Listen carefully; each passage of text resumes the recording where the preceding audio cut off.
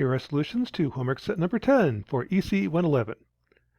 The first problem is looking at a filter. Filter is kind of the gain of an amplifier, like a subwoofer, bass boost, something like that. I've got an input, output, and in between is gain. That gain represents a differential equation. S means derivative, and to find that differential equation, just cross multiply. Note that S means derivative. So when I multiply this out, I get s cubed, means the third derivative, s squared, second derivative, first derivative, and just y.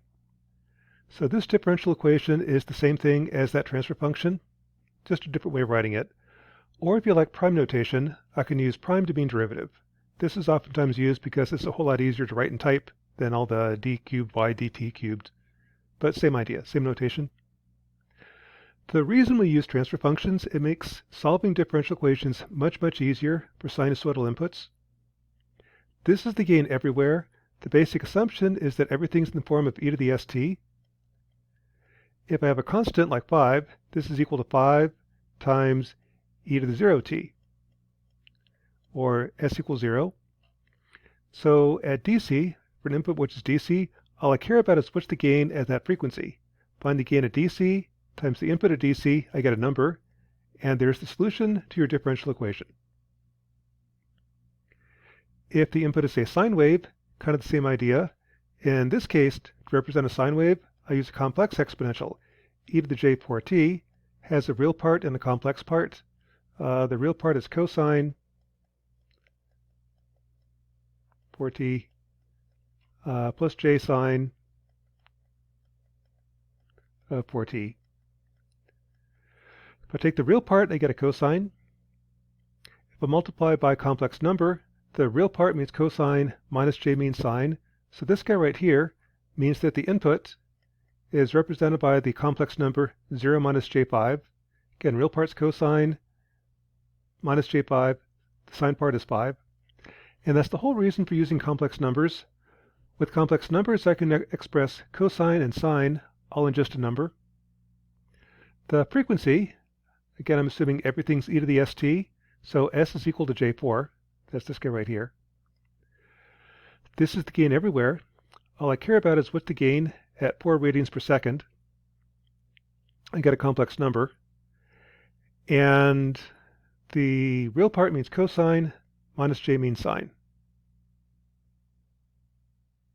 So that's problem number 1. Problem number 2 is plot the gain versus frequency. So if the input is just a cosine, a given frequency, all I care about is what's the gain at that specific frequency. If I don't really know the frequency, but I want to see a graph, how does this filter behave? What I can do is guess. Guess 500 different frequencies between 0 and 50. S is j omega. Then evaluate. G of s, this guy right here is the gain, G of s. Find the gain at each frequency. And here I have to use the dot notation. That tells MATLAB don't use a matrix division, use element by element division, element by element squaring, and so on. If I plot the frequency versus the magnitude, this is the gain of the filter. This guy right here is a low-pass filter. For frequencies less than 10, the gain is 2. For frequencies bigger than 20, the gain is small. So this attenuates high frequencies, passes lows. That's kind of like a subwoofer. Change the transfer function. And in this case, I've got poles at -1 plus minus j10, -1 plus minus j30. And in the numerator, I've got 2 zeros at s equals 0. Find the gain versus frequency for that filter. Again, this is no different. In MATLAB, I just find s, evaluate, almost the way you type it, and then plot. And here's what it looks like. And kind of note that I've got 2 zeros at the origin. At s equals 0, the gain is 0. This part tells you that. I've got a pole at -1 plus minus j10. At 10 radians per second, I've got a resonance. And the bandwidth is 2 times 1, 2 radians per second. There's also a pole at 30 radians per second. So there's another resonance right here at 30, and the bandwidth is 2 radians per second. So there is a pattern here. The complex part of the pole tells you the resonance. The real part tells you the bandwidth. That's filter analysis. Filter analysis is actually pretty straightforward. Given a filter, I just plug in given a filter with a sine wave input, I just evaluate at that frequency. It's a complex number, but if you don't mind complex numbers, it's just a gain. Find the gain at that frequency. Output is gain times input. If I don't know the input frequency, I can sweep frequency and plot the gain versus a whole bunch of frequencies. And what this tells you is that if I had a song going through this filter, frequencies close to 10 radians per second get amplified, frequencies close to 30 get amplified. That's filter analysis. Filter design is a little bit trickier, but the beauty of MATLAB is with MATLAB, if you know nothing about filter design, you can do a pretty good job designing filters. The trick is to use a function called fminsearch. What fminsearch does is it finds the minimum of a function. So for example, suppose I want to build a filter to have this gain versus frequency. The first step is guess the form of the filter. I've got 8 parameters to play with, A through H. If I specify A through H, I get some gain versus frequency. It's going to do something. To design the filter, I'm going to take the difference in the two, square it, add up the sum square difference, and then let MATLAB minimize the sum square difference. That's fminsearch. So the first step is come up with a filter that I pass A through H. It calculates the gain versus frequency, and then computes what the sum square difference between what it should be and what it actually is. So what I'm going to do is use a piecewise linear model. For frequencies less than 4 radians per second, the gain is 1. Between 4 and 6 radians per second, here's a straight line. Between 6 and 7 radians per second, the gain is 0.4. I'm going to guess Z. Again, MATLAB is a matrix language. I pass the matrix Z. Parsing it, what Z means is that's the gains, A through H. I'll then calculate, this is what the filter gain should be. Given A through H, here's what the gain really is. Find the difference in the two, add up the sum square difference, and then plot. Okay, so let's check out that filter. Suppose I want to find out how good this filter is. What I would do is in MATLAB, I would do cost F, and the parameters are A is 20, B is 50, 1, 4, 1, 16, 1, 36. What that does is it calculates the gain versus frequency. That's the green line. That's what these numbers mean. Take the difference between the blue line and the green line, take the absolute value, square it, add it all up. The sum square difference is 101. Can I do better? Well, yeah, I can. I can sit there and vary the parameters.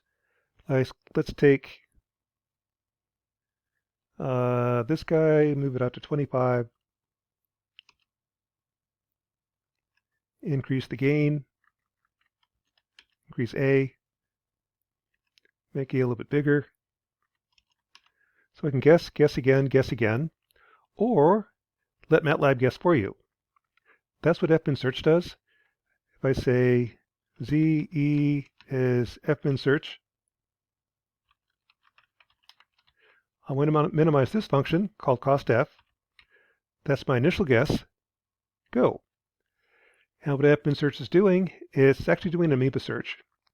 It's searching, varying the parameters, trying to do the best it can, trying to minimize the cost.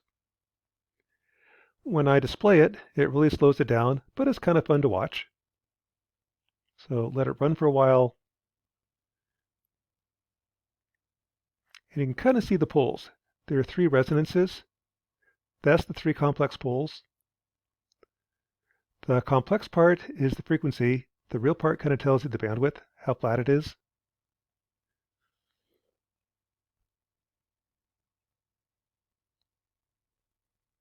Yeah, it seems to be doing a pretty good job right now. After a while, MATLAB will kick out. Now when it kicks out, you aren't really sure, is it done because that's the best it can do, or did it just hit the max number of iterations? One way to tell is once it kicks out, I'm just going to repeat minimized cost F, but instead of using my previous initial guess, I'm going to use Z, saying using the previous solution, keep going.